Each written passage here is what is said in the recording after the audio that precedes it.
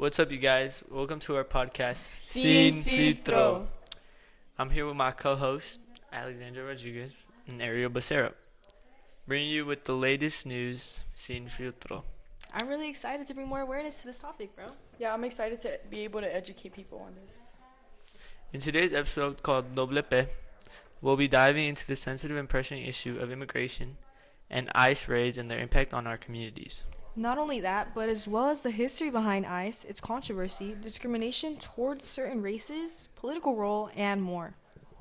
Before we get into today's episode, we want to give a big thank you to New York Times Daily News for providing us with the information for today's topic. Thank you. Thank you. Gracias.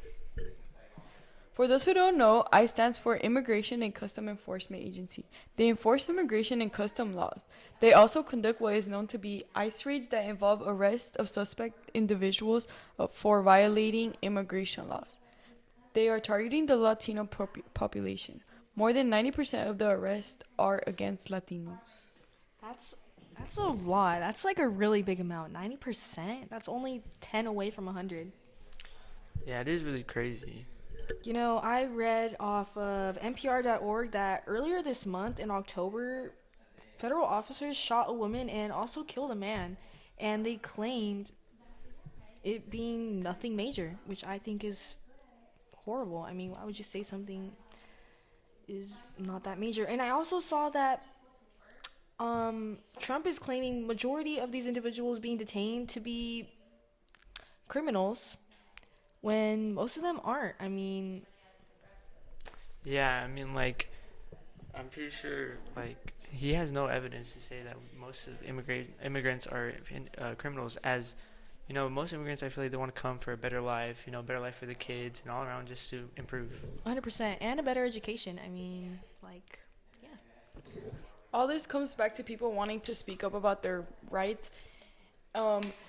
They started doing protests against ICE raids and about people getting taken by them. Trump started to bring the military into protests to stop them, but it doesn't make sense to me because these protesters are trying to speak up about everything that they're going through. Yeah, and I feel like just because people are speaking up about how they feel about things, or just because they want change, that doesn't mean that the military should be brought into the city. I mean, isn't that literally a law? Yeah, it's our amendment, our freedom of speech. Yeah, that's crazy. Okay, well, that leads us onto our next topic, the impact.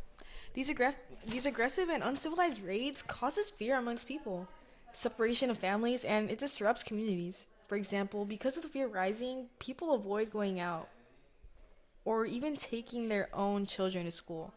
And like Max said before, people come to the United States to get a better education, overall better jobs, and just a better life.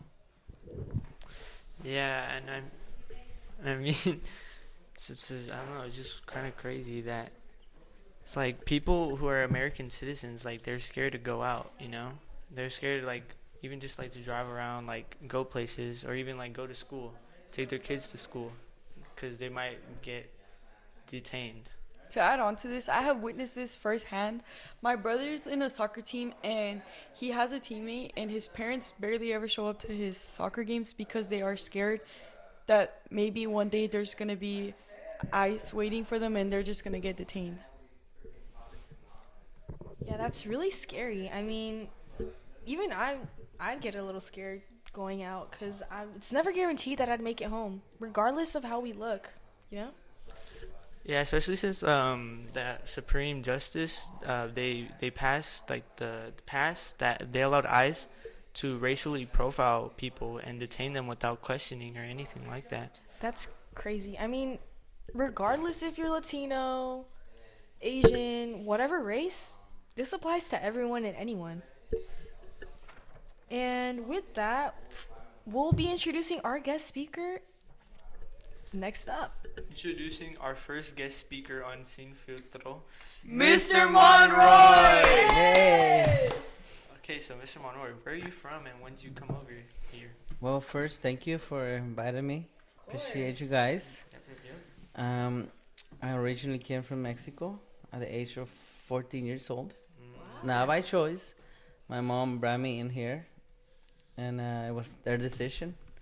And that's one of the things. Like, fortunately, a lot of people go through that, not being here not by choice. Okay, okay. Yeah. But I'm blessed to be here because this country gives you a lot of blessings and a lot of opportunities to take your family or personally to the next level. 100%. So what are your thoughts on the ICE raids and everything that's going on right now in the community? It is sad, super sad seeing how families are breaking apart. Like I mentioned before, especially some of these people are here not by choice. Some of them they're brought in, they've been raised here, they've been, and unfortunately, families being apart. It's sad. Yeah, It's sad 100%. being through that stage. 100%. How would you say that you're directly impacted by all this going on around you or indirectly impacted? Well, first of all, because it does affect me, seeing how people family members get separated, Yeah. and a lot of these people are hardworking family members that come here for better opportunity, and they do the hardest job for us. Like, Yeah. they're up in the field, they're construction workers. Some of these people they take on big jobs that not easy. It's not an easy job for anyone to perform. Yeah. And definitely, yes, it is. It's a tough call. I see. Well, thank you so much for coming on to our podcast. This is a really sensitive topic to talk about. I mean, not a lot of people like bringing light to this topic because it's just so controversial. I mean, some people are supporting the fact that people are being detained, and some people are against it. I mean, regardless of who you are, where you're from, you never know what's going to happen. Once again, thank you so much. Thank you, guys. Moving on to our next topic, media coverage. Take it away, Max. Yeah, so the media actually plays a crucial role in shaping the public's perception on this topic. Like, I'm sure many of you guys seen like the YouTube ads or just like the regular ads of the ICE lady, Christy Noem, and she's like saying all this stuff like, yeah, we're gonna take you back to your country, and just like all this crazy stuff. Yeah, I did see that on YouTube when I was getting ready in my own room on YouTube, and I hear this ad, and it's her stating that she will come out and find people who are in hiding. Moving on to the resolution, what do you guys think communities can do to avoid being violently taken? Yeah, so I think like for ICE should implement more like ethical rules, because I feel like they come in and they just like they're so aggressive, like they don't even ask questions. Like I said before, with like the Supreme Court passing like that ICE is able to racially profile you, like I think they just need to imply more ethical rules in like what they do. 100%. Yeah, I agree with what Max is saying. I just think they should talk to people more professionally. Yeah, I definitely think that their approach is really important on how it's just really important how they approach people, because their approach recently has been just so violent and very controversial. Other than that, thank you guys for joining us today on Sin Filtro. Today we went over the history behind ICE and the impact these violent raids had on our communities. Remember, stay informed and prepared. Know your rights and don't be afraid to speak up.